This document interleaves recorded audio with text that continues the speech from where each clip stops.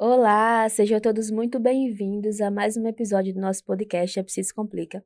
Eu sou a Lucélia e é sempre uma satisfação poder estar aqui com vocês, contribuindo de forma significativa. E falando em contribuição, já te convido a seguir as nossas plataformas digitais, @TV Promessa Viva, estamos no Instagram, no TikTok e no YouTube. Ativa sempre as notificações para não perder nada que a gente está produzindo para vocês, com muito carinho e atenção, tá bom?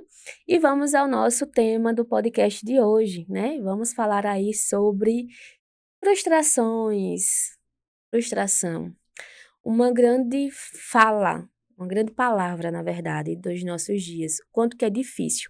E nessa fala específica eu vou trazer sobre a educação, né? A educação e a frustração.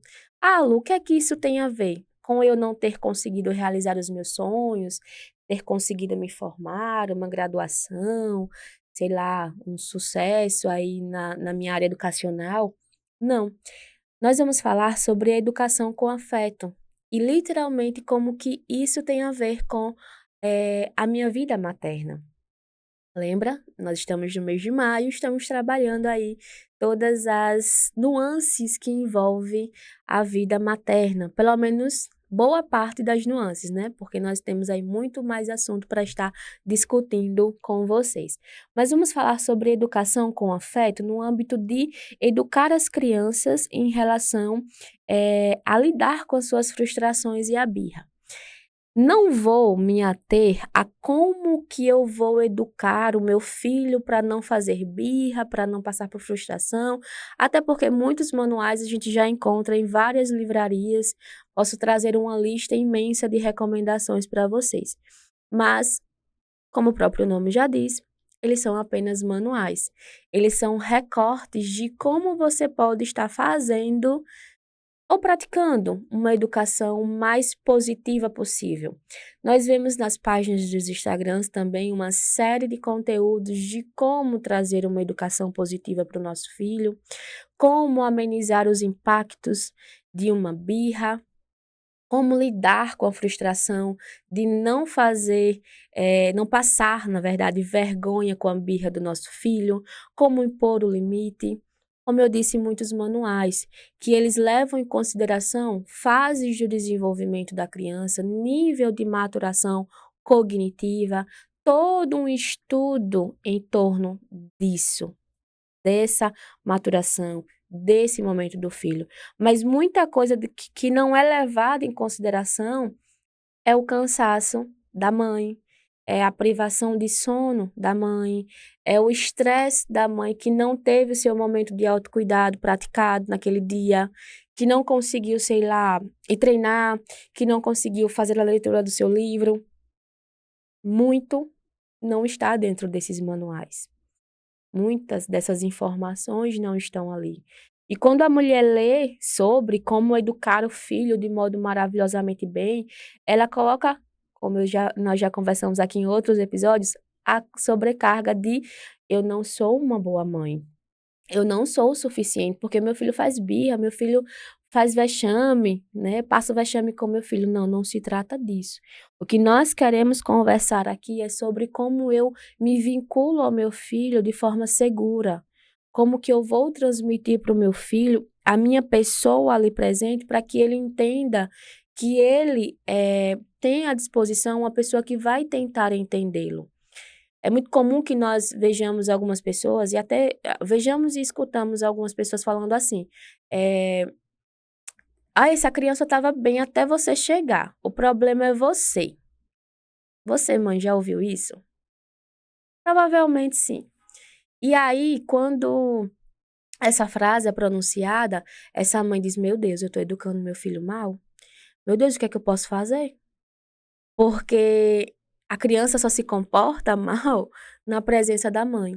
E aí eu queria questionar a vocês, de fato é um comportar-se mal ou ela se sente à vontade para ser quem ela é, para demonstrar o que ela está sentindo sem medo de ser punida, socialmente falando, tá? Você vai entender o que ela está sentindo, o que ela está passando, você vai dar o colo necessário. Nós não estamos falando em não dar limites. Nós estamos falando em apego, em segurança. Quando o seu filho está com uma pessoa desconhecida, ele não se sente confortável a mostrar o que ele sente. Ele precisa muitas vezes esconder as emoções, né? Mas com você ele pode ser quem ele é, o que ele pensa, o que ele sente, ele pode demonstrar, seja no comportar-se por não ter um repertório verbal ainda, e quando tem o comportamento verbal, ele também não vai se sentir confortável o suficiente com outras pessoas, né, terceiros, estranhos, mas com você sim. Isso vem de uma vinculação, de um apego extremamente importante, que é construído a partir de como essa mulher está vivendo a sua maternidade. Se ela traz um peso para essa vida materna do tipo assim, ó, eu não consigo fazer nada que é importante para mim, eu tô frustrada com as minhas, não conquistas, com as coisas as quais eu deixei de fazer depois da maternidade. Ela tá gerando nela uma série de sentimentos, emoções, angústias, percepções. Isso ela vai acabar passando para esse filho, não intencionalmente, porque ela sabe que ele não tem, a responsabilidade sobre ela ter sido privada, tá? Até porque o bebê ele surgiu e ele trouxe à tona uma coisa que ela talvez nunca imaginasse estar vivendo, né, todas as coisas às quais a maternidade lhe ensinou, mas no momento de angústia a gente não pensa sobre as coisas que eu estou aprendendo com aquela nova fase, eu só penso naquilo que eu estou perdendo, mesmo que eu ame essa nova fase. Eu sei que parece contraditório e confuso, mas a gente precisa observar com um pouco mais de detalhe, com um pouco mais de fineza, aquilo que de fato está acontecendo na minha mente, aquilo que eu estou pensando e aquilo que eu estou vendo. É, é, é um segundo de tempo, uma fração de tempo que faz total diferença em como eu vou interpretar e viver as coisas. Mas como eu estava dizendo, o afeto ele vai em torno de tudo isso que eu acabei de esmiuçar para você, ou pelo menos iniciar uma minúcia um pouco mais detalhada. Essa mãe precisa se vincular ao meu filho, não trazendo à tona um repertório de perfeição, de um roteiro, de um manual, de uma figura, de um curso específico, tá? Porque, como eu disse no início, tudo isso tem fases significativas do desenvolvimento da criança para que eu queira que a criança se comporte daquele jeito. Não tem como eu dizer para uma criança de 1 ano uma regra e ela introjetar a regra, aceitar a regra e obedecer. A fase maturacional cognitiva dela, o cérebro dela ainda não está maturado o suficiente. Por que que a fase da adolescência ela é tão impulsiva? Porque essa fase de maturação cognitiva também não está pronta e a gente precisa respeitar. Nós saímos aí dentro da ciência social de uma campanha em relação à prevenção da gravidez na adolescência, conscientizando os meninos sobre viver uma relação sexual de modo saudável, para que eles entendam de fato que sim, você pode se relacionar com alguém, mas a sexualidade ela é um construto, é uma vivência muito responsável, coisa que eles ainda não maturaram isso. A gente só matura esse senso de responsabilidade plenamente, calcular riscos na nossa vida adulta, né? A gente precisa entender esses limites aí, tá? Então, quando eu tenho esse recorte de um de um roteiro, de um manual, de um livro muito bem estruturado, muito bem vendido, de um educador famoso me dizendo isso, eu preciso olhar para a minha realidade. Eu, pessoa, preciso levar em conta o meu desgaste. Eu tenho aquela rede de apoio que me dá suporte para eu fazer tudo que é recomendado, para ter tempo para brincar com meu filho, porque brincar cansa. Você vem de um dia extremamente cansativo, de trabalho, de tarefas, e quando você vai brincar com seu filho, você brinca 5 minutos e você está exausto, porque criança tem energia, e nós já gastamos muito da nossa energia fora de casa. E aí, quando eu vou educar o meu filho, eu já vou com grito, né, com esbravejar. Não é intencional, mãe, que você faça isso. É que existe uma pendência, existe um débito de você com você mesma, onde não está havendo um tempo com você mesma. Você na fase adulta e não houve esse tempo de respeito com você na sua infância. A gente vê muitos memes de pessoas dizendo assim: ah, eu vou pro psicólogo porque ele só quer saber da minha infância. Nossa infância reserva muitas informações que são extremamente importantes para a nossa vida adulta. Se eu não fui educada de modo respeitoso, se eu ouvi a vida toda alguém dizendo assim: "Olha, cala a boca", é óbvio que eu vou dizer para o meu filho calar a boca, porque disseram para mim. E os manuais me dizem que eu não posso fazer isso, porque eu vou criar um trauma. Sim, lá na frente eu não quero demonstrar a minha opinião por medo de ser julgado, não ser aceito, ser recriminado, descriminalizado, seja lá qual pensamento possa surgir, tá. Então quando eu estou educando com afeto, eu preciso entender que as minhas emoções enquanto mãe também devem ser levadas em consideração.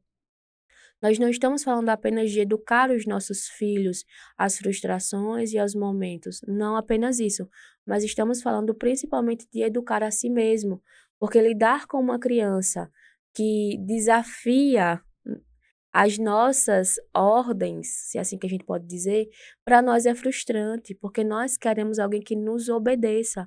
E a criança não vem com esse modo operacional de obediência cega, que é como muitas vezes nós fomos educados na nossa fase infantil e carregamos para a nossa vida adulta.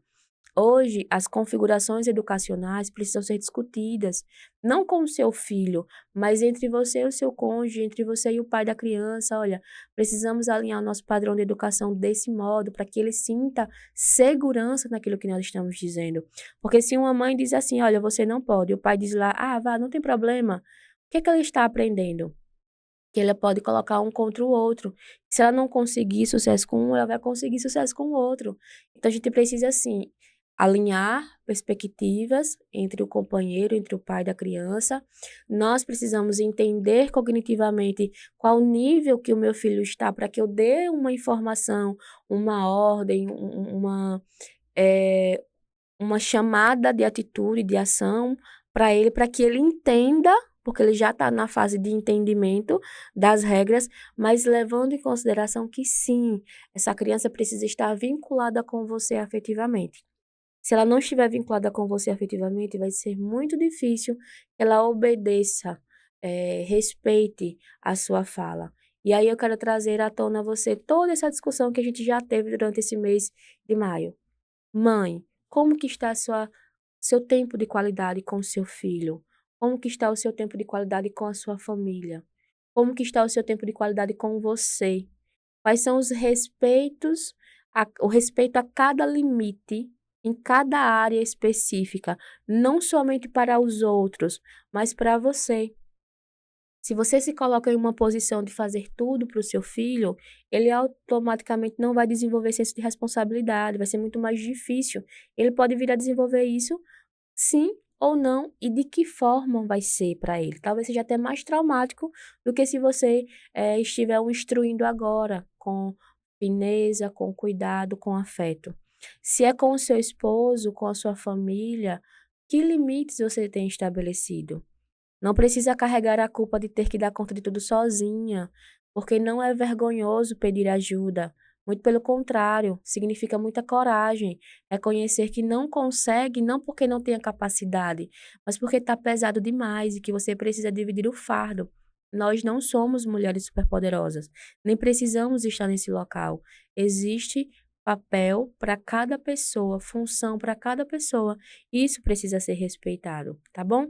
Que você possa fazer essa reflexão, esse entendimento de como organizar, como estruturar a vida de vocês, a vida da família de vocês e principalmente sobre você. Estamos sim vivendo o mês de maio, muitas vendas, muitos presentes, mas vamos nos ater ao que de fato é importante para mim. E eu convido vocês a estarem refletindo sobre isso, tá? Qual tempo eu tenho tirado para mim? Qual frustração está me incomodando? Por que está me incomodando? Porque se ela existe, existe um porquê. E não adianta eu estar colocando embaixo do tapete da minha casa, porque uma vez poeira guardada, um nariz com rinite vai identificar. E às vezes é o seu nariz que está espirrando constantemente uma necessidade de cuidado e de atenção para aquilo que é importante para você. Então, mamães, esse mês de maio é dedicado sim às mães, mas vamos trazer não só a romantização do receber um belo presente, mas entender que eu preciso me cuidar para oferecer o que de melhor a melhor excelência eu tenho para os meus filhos e para a minha família.